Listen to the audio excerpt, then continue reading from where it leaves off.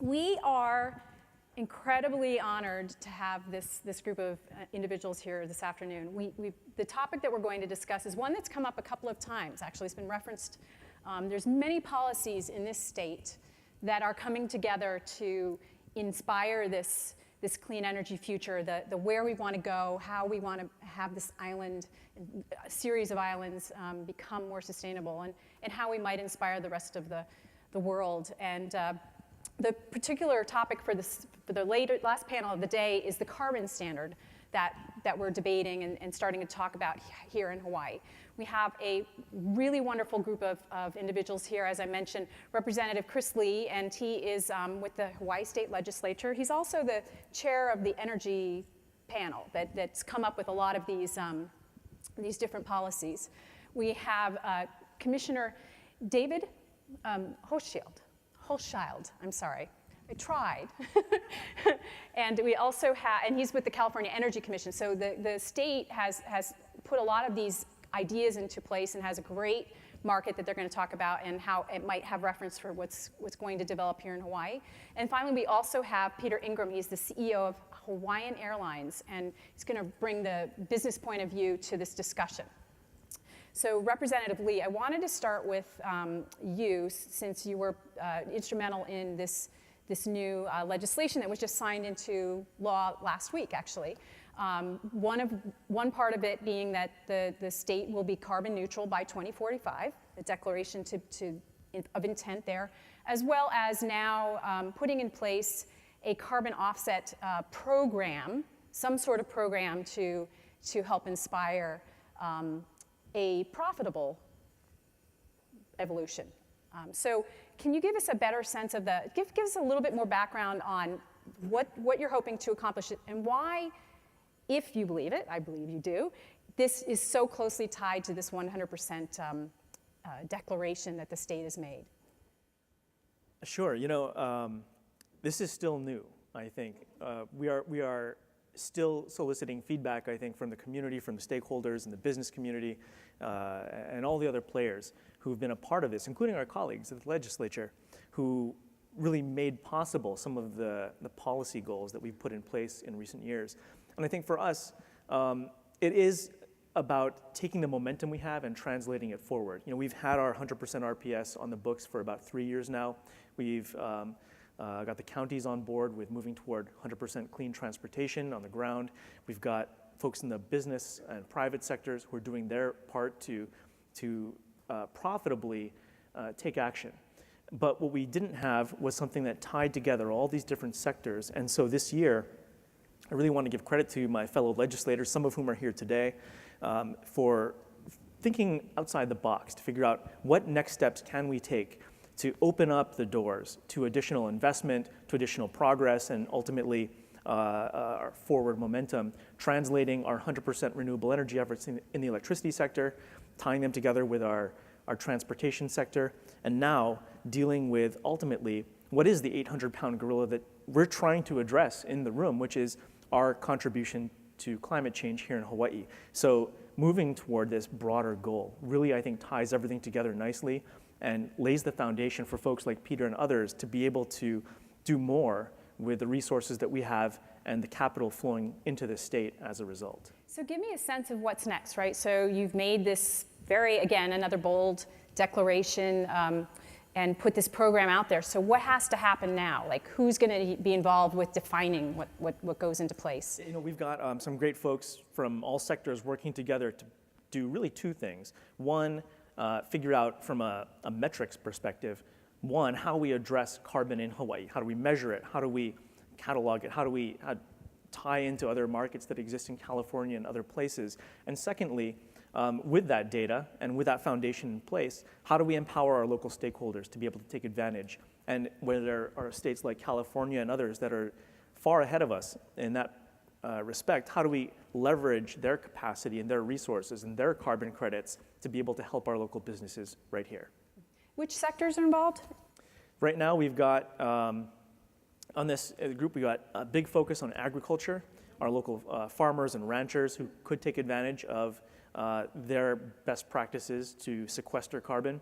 We've got our Department of Land and Natural Resources state and county partners who can do a lot of reforesting and capturing carbon through planting native trees, and there's certainly a significant amount of land, and all the folks who've been involved here in this room and around the state who are already doing their part on the renewable energy side, transportation side, to really catalyze the kinds of change that we're seeing and draw in those investments to create new jobs and do all the rest of it that we know is going to ultimately have to be done to achieve this. And this is I think in that respect, tying these pieces of the puzzle together that have this forward momentum already really makes this possible.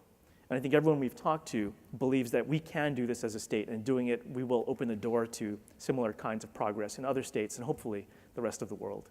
We'll get a little bit more into what this might look like in a moment, but I wanted to ask Commissioner Hochschild, how important and instrumental has the cap and trade market in California been in pushing the state towards its own renewable energy goals? Well, first of all, let me just take a minute to acknowledge and recognize what Hawaii has done and just say you don't have to be a big state to make a big difference. Pioneering models that can spread at the state level is actually, that's where the action is right now. And I just want to give a round of applause to Chris Lee and his colleagues for getting this incredible policy through.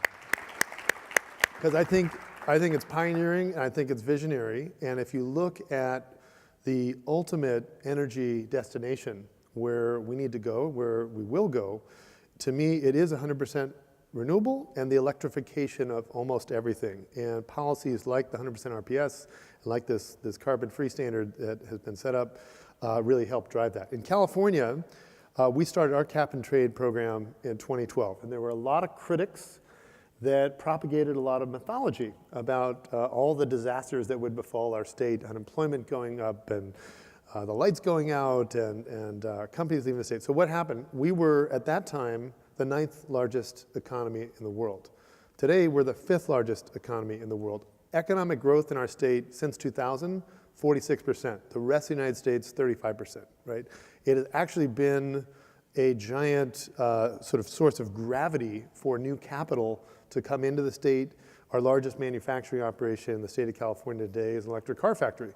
Tesla had 10,000 employees there, which is twice as many employees as were there when it was under GM previously. So it's just a great example, I think, of when you set up stable, long-term policies that really send that investment signal, it actually is attracting new capital and driving new innovation. And it's just interesting to note, you go back through these predictions, okay, unemployment's going to go up. What's happened? We've cut the unemployment rate by about 65% since cap and trade started. The lights are going up. We have not had any rolling blackouts. And our economy is growing faster than the national average. So I think it's been an unequivocal success. And I think what's really needed to roll this out nationwide is to have more states step up and create these stable policies. I'll just close with this. I think we have learned a lesson. We've also made a lot of mistakes. I think earlier on, one of the big mistakes we made was having very short-term policies. You provide incentives for solar or electric vehicles, but they're just there for another year or two, and that really doesn't work. You have to have long-term policies. So now pretty much all of our climate policies and renewable energy policies, they're out till 2030, 2040, and that's the right way to go. It just creates the stability we need to sustain the growth. So Peter, you obviously care a lot about what develops. And your company is one of a significant, I don't know how big an employer it is for the state, but it's significant. And you're dealing with your own industry's carbon aspirations, right? You have a program that's coming into place for the industry, the aviation industry. I hope you'll address that in a moment. But what is it a company like yours needs to number one, what role should they have at the table? What seats should they have at the table? And number two,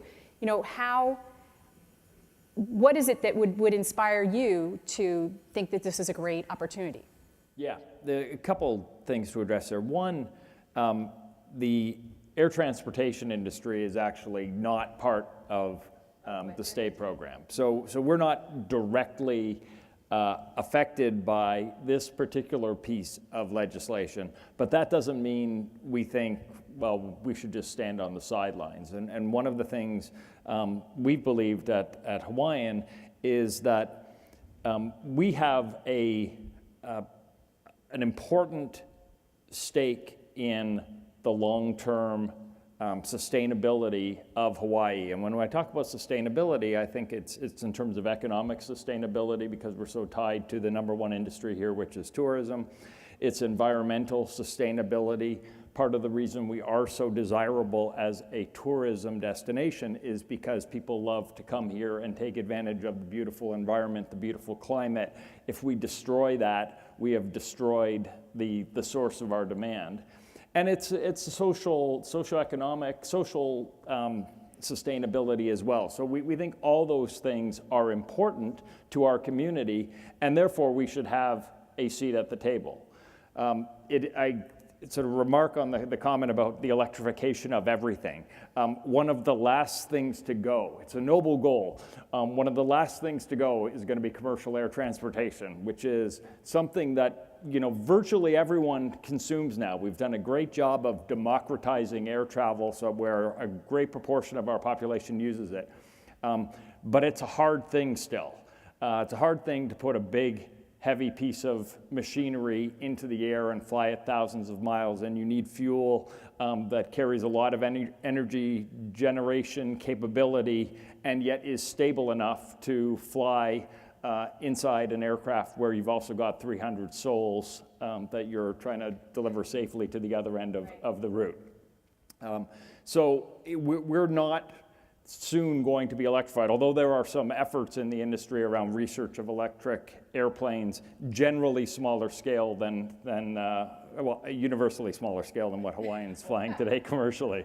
But someday we can get there. What the aviation industry is doing, and you alluded to it a second ago, is there is a program called CORSIA, which is a carbon offsetting and reduction scheme for international aviation. And this was recognizing the fact that we are an industry that is ill-suited to jurisdiction by jurisdiction regulation because it creates an uneven playing field. We've worked together, the airlines, through IATA, which is our international organization, through ICAO, which is another international organization, to come up with an offset scheme that goes into place initially starting in 2019 with reporting, and then 2020 with actual carbon offsetting. The goal of that program is for all international aviation, beginning in 2020, we will have carbon neutral growth. So all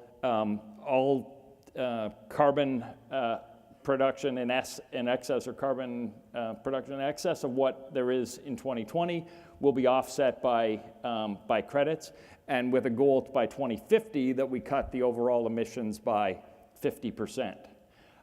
Ideally, we'd prefer not to have to buy carbon offsets to accomplish that. We would love to do it through technology, through renewable fuels. Those are things we're counting on over time. This is effectively the industry's commitment that we are going to use this program as a placeholder until we get to a point where we can actually further reduce the amount of carbon that it takes to produce. And we're moving in that direction with fuel-efficient aircraft and a lot of different things. If I could just add one comment to that, which is, you're right, I think there is a sequence in which the electrification of all sectors is going to unfold, and aviation and shipping are going to be two of the last. However, there's things that airline companies can do today. Everybody has vehicles, of course, at the airports. And I think one of the things that's going to be driving the electrification of vehicles is the incredible reduction in cost of renewables. So the Wall Street Journal had an article today, and basically the annual global spend on renewables is now about $300 billion. For all fossil, all coal, all nuclear, it's half of that, about $150 billion. And that is because solar and wind are cheaper. So it's going to be driven, basically your fuel source is going to be more stable and cheaper. And you combine that with what's happening in battery costs right now, which is they're following the same trajectory, and energy density is going up. And so I think that's going to continue to drive. And then eventually, the companies doing electric air travel like Lilium and others that have these, 4-person electric aircrafts that are kind of like a drone, but for a family, I guess. Hopefully they'll continue to build and grow, and we may be getting to Hawaii by electric eventually. But and ultimately, technology is part of the answer. It is, can you store electricity more efficiently and in a smaller footprint, and can you generate electricity more efficiently so you don't need something as heavy to do it? For us, it is really a weight question, which is why it's starting with smaller planes. What Hawaii needs to do with its where we need to go with this program, and also the question of jurisdiction, because it's quite, you mentioned a few states where we've got things popping up, and obviously in the absence of national leadership, we need to be doing things on a state-by-state basis. It's just or a region, like I live in the Northeast, so a regional basis. What does Hawaii need to do, and how do they need to look at other states? Like, what is it you could learn from another state, but what is it that you need to do that's specific to Hawaii that you can't budge on? We actually have, it's a pro and con situation when we look at what we as a state have opportunities for. And I think, California, I think, has probably been leading the pack amongst many of the states on climate stuff in general for many years, especially the last 2 for some reason.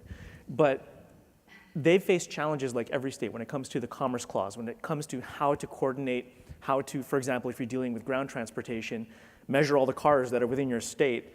We obviously don't have that problem because nobody's driving to California anytime soon. So for us, I think we can coordinate in a lot of ways and collaborate.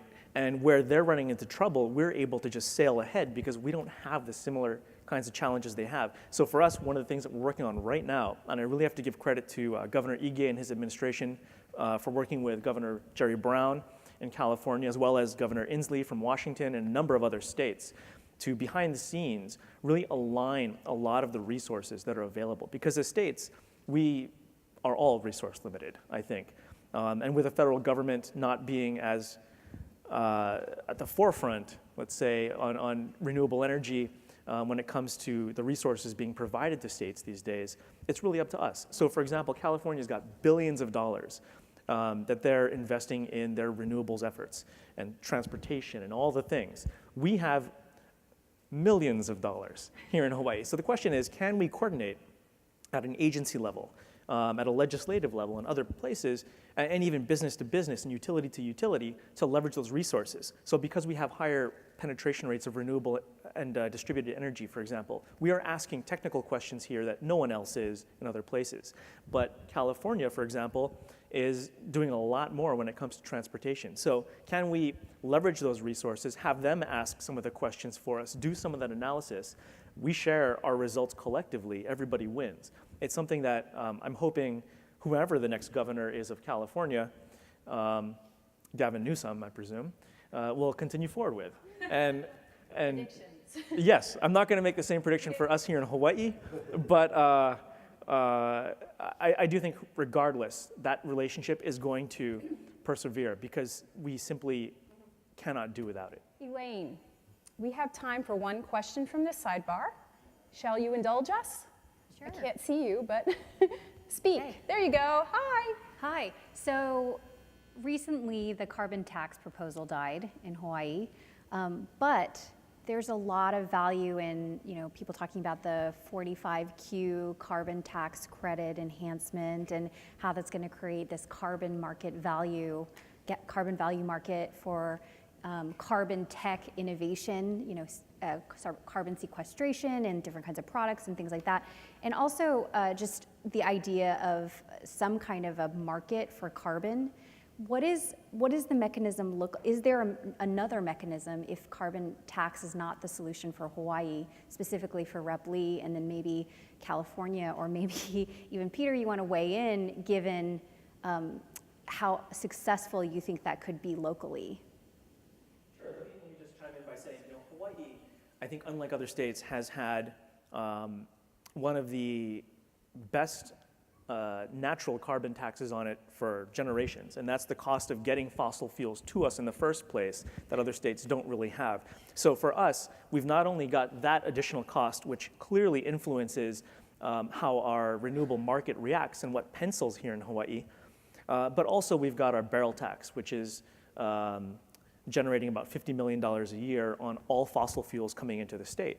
And so the question is, where is the difference between what we have now and where we want to be with respect to pricing carbon? And while we didn't pass a carbon tax, we didn't even, I think, have a meaningful discussion about it in the state thus far. But I do think the step that comes before that is figuring out what that difference is and what that delta is we need to fill in order to keep business on board with our general momentum, in order to keep residents from paying exorbitant prices for energy and dealing with all the externalities. But at the same time, recognizing that if we don't do something and we don't fill that delta to figure out how to transform our economy fast enough, clearly we're all going to pay the price, far more so than ever before, because of our eroding beaches and loss of tourism and loss of fresh water supply and all the things that we know are coming down the pipe. I would just add that it's important to remember that despite having the Trump administration actively pushing coal and nuclear and other expensive, ridiculous propositions in today's energy markets, most of the energy policies that matter actually in the United States are made at the state level. So particularly for renewables, where you have interconnection standards and rate designs and state tax credits and net metering and all the others, RPS and so on, and all the states talk to each other. And the legislation that Chris Lee passed in 2015 to do 100% renewables, that has materially impacted what California is talking about right now. And that there's a great exchange of ideas. We, at my commission, just voted a month ago to mandate solar on every new home in California starting January 1st of 2020. And, with all these things, there's always a first state to do it, and then others follow, and we're always looking for great ideas. And so I just think having states be bold. We have a surplus of carbon and a shortage of courage. And so having people like Chris and his colleagues step out and show leadership, that can spread. In fact, if you look at how we got all the policies we have at the state level around the United States, it always started with somebody bold pushing a model, and then it spreads rapidly. If I could just add, Absolutely. One of the things when you think about a tax versus other incentives or versus a solar requirement on new homes, we should be mindful of the balancing the economic impact of that and make sure we're choosing the right incentives. I think everyone in this room will be aligned on where we want to get to. There's a real important question about how we get there, and Representative Lee mentioned already, we do have an inherent carbon tax already because of the transportation costs of moving things in. That is a penalty to consumers in this market. That is a penalty to businesses operating in this market. And so the question is whether you add another penalty on top or you come up with some other incentives as a more efficient way to accomplish what you want to accomplish. And that goes back to the issue of why we want to make sure we have a seat at the table to make sure these other things are being considered. Can I just throw in one last thing? Because I didn't actually answer the question earlier, of course, but You're a politician. I'm so good at it. But no, but the serious question is whether there is space for pricing carbon on one hand in many of the forms that we just talked about, but also considering in the same token the impacts and the cost of paying for climate adaptation and all the other stuff. So when you combine those together, the question is, how do you create a mechanism that is both progressive and not going to leave those who can least afford it behind, but ultimately transfers the cost and the risk of all the climate impacts from just a small few to make sure that we all do our part. That is ultimately the policy, and it's not just focused on the tax side, it's focused on everything. And I think that's something which is an important part of the conversation that we just haven't yet had here in Hawaii. You have witnessed something unprecedented, which is me going over time, and that we're totally getting the hook. And I really am very sorry because this is a great topic, and I really appreciate all of you for being here this afternoon. Thank you so much. And I'm going to probably hit you up backstage for more information. But please thank our panelists here.